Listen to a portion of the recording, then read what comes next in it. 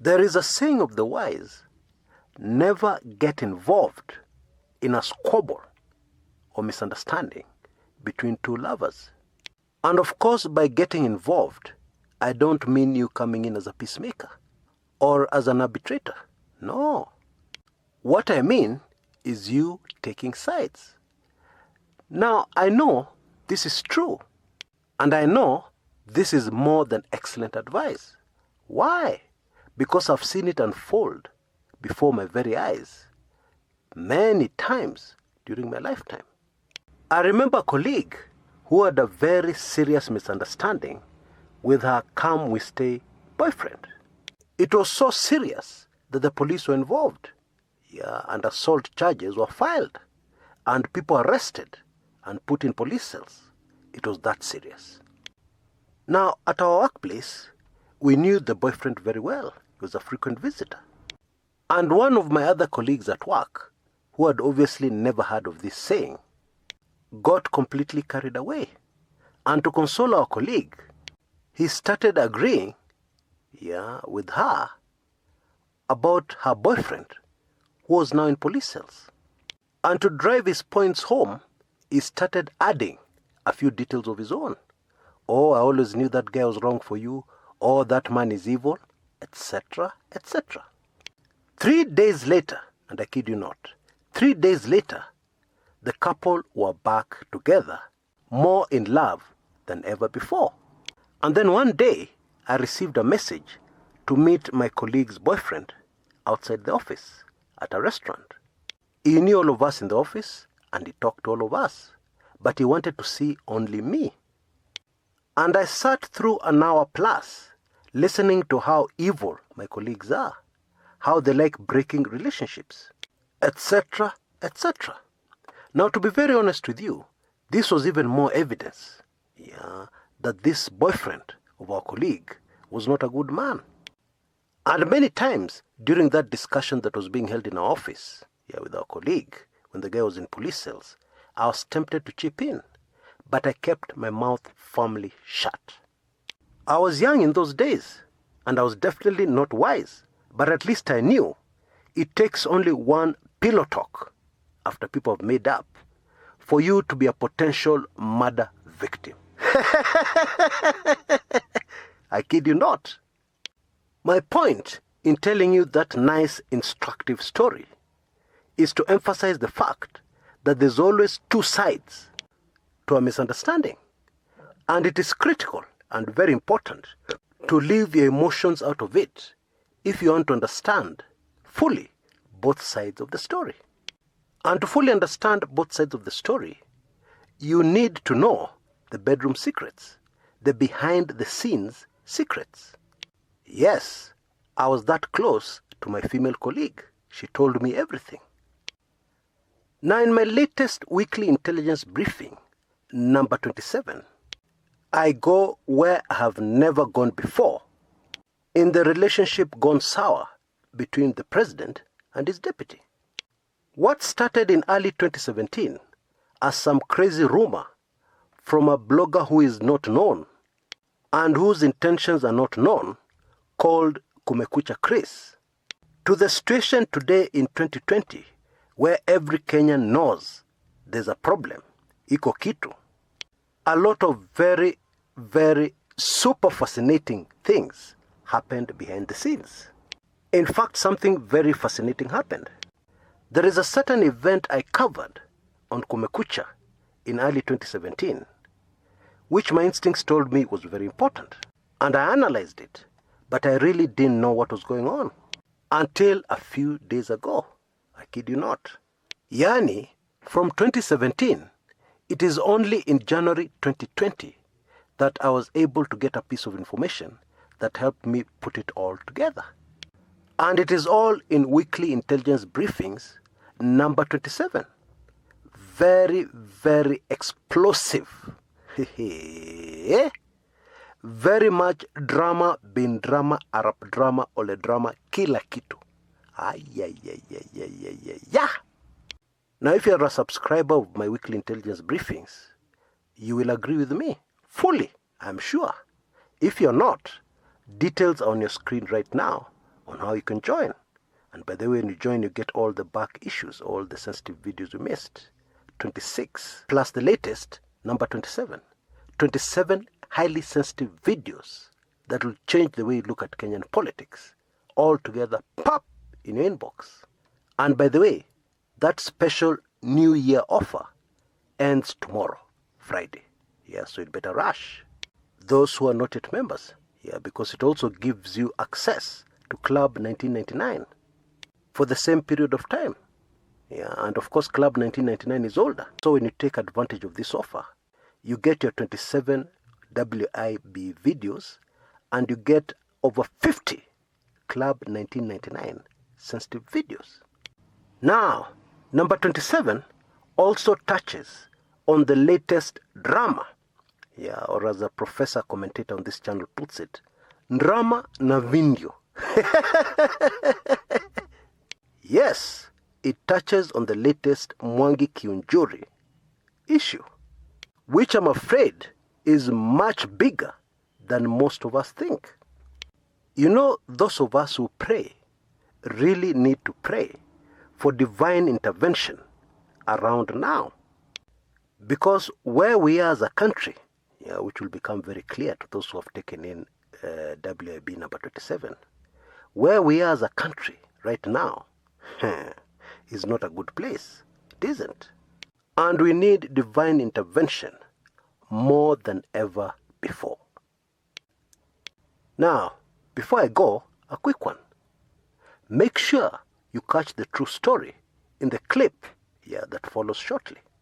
It'll really open your eyes. Until next time, this is Chris Kumekucha. Now the story illustrates just how critical and important a good idea is. According to me, a good idea, a brilliant idea, is everything. Normal took a SACCO loan. Yeah, those are the cooperative organizations where workers take loan. Many workers have access to these SACCOs, their members.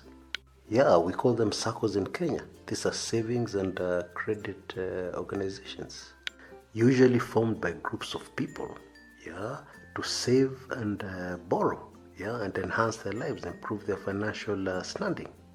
Now, I firmly believe that SACCOs are the unsung heroes of our economy. Now, Bramwell's approach in starting a business was very different. People say that Kenyans don't read, but Bramwell used to read a lot. And he never read widely. He read just about one particular topic. He loved to read about success stories, business success stories. On weekends, he'd spend hours on the internet, researching stories from all over the world. Sometimes he also read about businesses that had failed. And that is how he came across the book titled 101 Brilliant Business Ideas That Will Thrive in Kenya.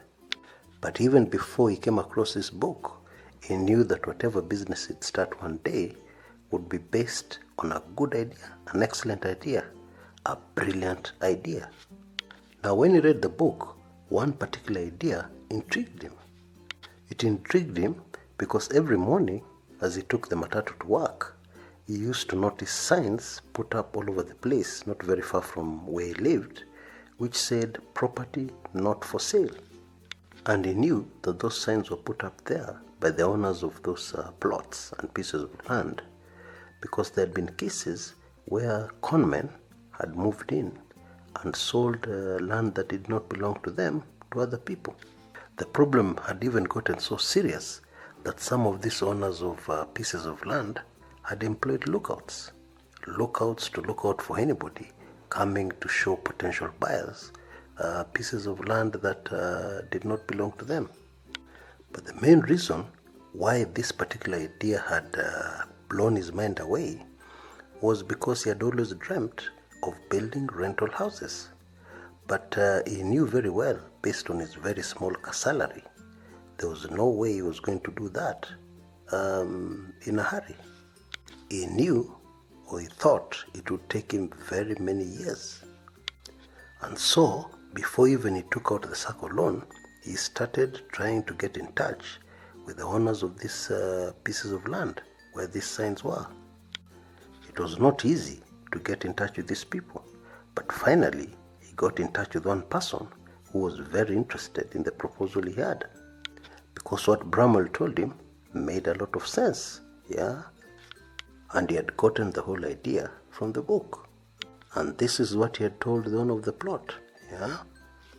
You're spending money on signs on this piece of land that you are not ready yet to develop, and now you're even spending more money on lookouts. You're paying people kitu kidogo to look out and make sure that any suspicious people coming to view your land, you're informed immediately. Now I can save you all that money because we can get into an arrangement where you lease this piece of land for me. I'm going to use it, and we agree on what period of time so that you'll already start earning income on it instead of spending money. And when you're ready to build, I'll of course hand it over back to you. We'll put everything down in a contract. It made a lot of sense. Now what Bramwell did, he built semi-permanent houses, which are a lot cheaper to construct. And they agreed with the owner of the piece of land that they would give him annual leases for just 1 year. And this of course will be renewable if the owner of the piece of land is not yet ready to develop it. And so Bramwell waited until his annual leave was due, and then he took out the circle loan and got to work.